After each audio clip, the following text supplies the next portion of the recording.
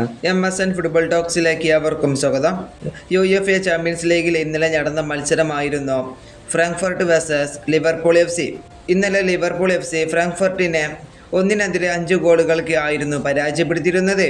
അതുപോലെ തന്നെ ഇന്നലത്തെ മത്സരത്തിൽ ലിവർപൂളിൻ്റെ മുന്നേറ്റ നിരയിൽ കളിക്കുന്ന അലക്സാണ്ടർ ഇസാക്കിനെ പരിശീലകനായിട്ടുള്ള ആർനെ സോൾട്ട് 46-ാമത്തെ മിനിറ്റിൽ കയറ്റിയിരുന്നു. ഇതിനെക്കുറിച്ച് ആർനെ സോൾട്ട് ചില കാര്യങ്ങൾ പറയുന്നുണ്ട്. അത് എന്താണെന്ന് നമുക്കൊന്ന് നോക്കാം. പരിശീലകനായിട്ടുള്ള ആർനെ സ്ലോട്ട് പറയുന്നത് ഇങ്ങനെയാണ്: അലക്സാണ്ടർ ഇസാക്കിനെ മാറ്റേണ്ടി വന്നു.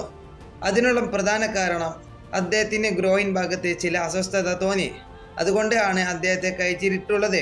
ഈ പരിക്ക് വലിയ പ്രശ്നമൊന്നുമല്ല എന്നാണ് ഞാൻ പ്രതീക്ഷിക്കുന്നത്. അതുപോലെ തന്നെ നമുക്കറിയാം, 3 മാസം മുമ്പ് ആയിരുന്നു ഈ താരത്തിന് പരിക്ക് പറ്റിയിരുന്നത്. അതുകൊണ്ട് കളിയിലേക്ക് വീണ്ടും വന്നുകൊണ്ട് ഒരു ബാലൻസ് കണ്ടെത്തുക എന്നുള്ളത് വളരെ ബുദ്ധിമുട്ടാണ്. ഇതാണ് പരിശീലകനായിട്ടുള്ള ആർനെ സ്ലോട്ട് ഇതിലൂടെ പറഞ്ഞിട്ടുള്ളത്. അതുപോലെ തന്നെ ഇന്നലത്തെ മത്സരം കഴിഞ്ഞതിന് ശേഷം ലിവർപൂളിൻ്റെ പരിശീലകനായിട്ടുള്ള ആർനെ സ്ലോട്ട് ഒരു കാര്യം കൂടി വ്യക്തമാക്കിയിരുന്നു. അതായത് ലിവർപൂളിൻ്റെ ഡിഫൻസീവിൽ കളിക്കുന്ന അവരുടെ റൈറ്റ് ബാക്ക് ആയിട്ടുള്ള ജെർമി ഫ്രിംപോങ്ങിനെ ഇപ്പോൾ വീണ്ടും പരിക്ക് പറ്റിയിരിക്കുകയാണ്. അതുകൊണ്ട് താരത്തിന് ഏതാനും ആഴ്ചകൾ പുറത്ത് ഇരിക്കേണ്ടി വരും എന്നാണ് ഇതിൽ പറഞ്ഞിട്ടുള്ളത് പരിശീലകനായിട്ടുള്ള ആർനെ സ്ലോട്ട്. ഇത് ലിവർപൂളിനെ ഒരു വലിയ തിരിച്ചടി തന്നെയായിരിക്കും.